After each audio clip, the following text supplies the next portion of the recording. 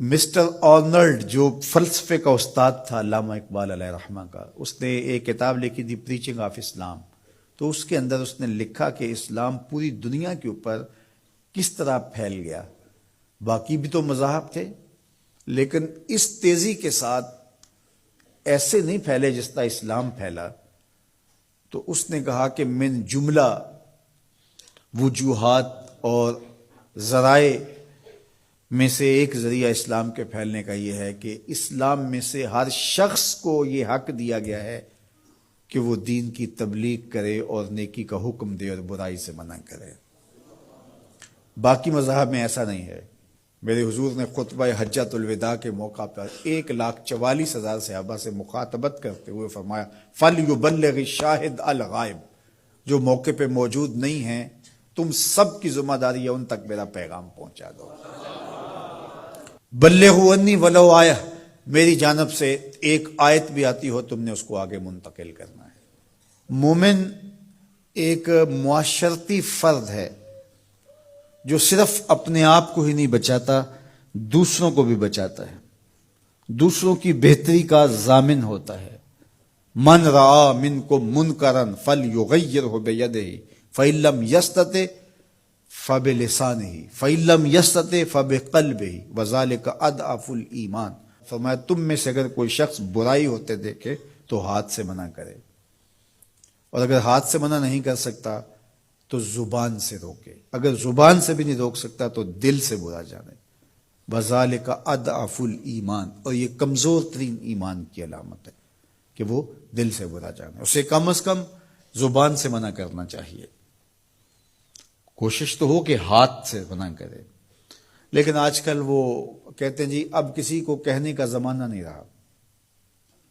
کسی حد تک یہ بات سمجھ میں آتی بھی ہے کہ آج کسی کو اگر کہیں تو وہ الٹا ناراض ہو جاتا ہے، بلکہ کسی کی اولاد کو کوئی تربیتی بات کہیں تو والدین آگے کہتے ہیں کہ تمہیں کس نے حق دیا ہے. تو یہ بات اپنی جگہ پہ، لیکن کیا ہم اس سے کسی کو کہنا چھوڑ دیں گے؟ طریقہ کار خوبصورت ایسا رکھیں کہ جو حالات کا متقاضی ہو کہنا نہ چھوڑے. بعض کہتے ہیں کہ جی سانو کی لگے اپنے گھر میں کوئی چھاج بجائے یا چلنے. یہ دور نہیں رہا، زمانہ نہیں رہا کسی کو کہنے کا. اگر اس فلسفے کو تسلیم کر لیا جائے اور یہ طے کر لیا جائے کہ ٹھیک ہے، تو پھر برائی سے منع کون کرے گا اور نیکی کا حکم کون دے گا؟ جبکہ اس امت کی ذمہ داریوں میں یہ شامل ہے کنتم خیر امت اخرجت للناس تامرون بالمعروف وتنہون عن المنکر. تم بہتر امت ہو. کیوں؟ اس لیے کہ تم لوگوں کو نیکی کا حکم دیتے ہو، برائی سے منع کرتے ہو. یہ اس امت کی ڈیوٹی ہے، ذمہ داری ہے اس امت کی. یہ امت سوچنے لگی ہے کہ جی یہ دور نہیں رہا. یہی تو دور ہے. جب شر پھیل گئی ہو، جب برائی فروغ پا رہی ہو، تو اب تو ضرورت اور زیادہ بڑھ گئی ہے. جتنا اندھیرا گہرا ہو جائے اتنے ہی تو چراغوں کی ضرورت ہوتی ہے.